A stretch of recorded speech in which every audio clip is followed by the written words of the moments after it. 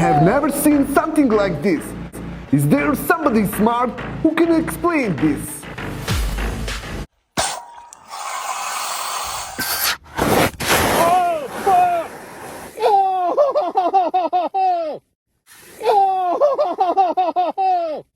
I'm stuck, dude!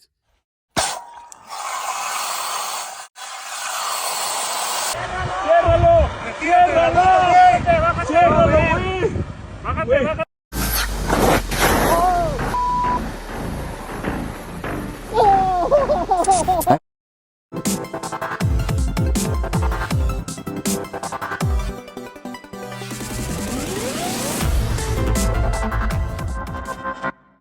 And they work sometimes in total darkness.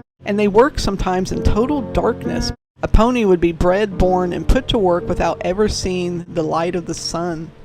Not ever. The light of the sun. Not ever. There's records of ponies being worked in mines in around 1750.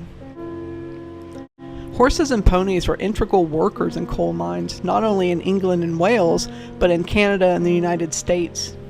Taller ponies and horses would work thicker coal seams with higher ceilings, and smaller ponies and horses worked seams with low ceilings. But this wasn't always the case, because taller horses would become injured by scraping their heads and backs on the low ceiling roadways. Miners spoke of horses scraping the tops of their heads on the ceiling so that flesh would be hanging and bone exposed sometimes. In really low tunnels, they would get jammed by their withers. Injuries often got infected in the dirty air and required veterinarian treatment, or sometimes in more drastic situations, they would use a syringe kerosene oil, which seemed to absorb the pus and discharge. Occasionally, a horse would pick up a bacterial infection. Horses used in the mines were either cured of the illness or injury, or they were euthanized if they broke a leg or something that was not fixable. Any horses that were unwanted or unsuitable would be offered to local residents who were more than willing to take them and use them or take them to market. Though this is tough to hear, it's facts, and this is what happened. Some mines had underground stables where the horses and ponies were housed for most of the year. They were brought to the surface and turned out to pasture when work slowed down. A stableman was in charge of the underground stalls, and it was his responsibility to make sure there was a good supply of feed and water and care for the animals. But they knew their way around.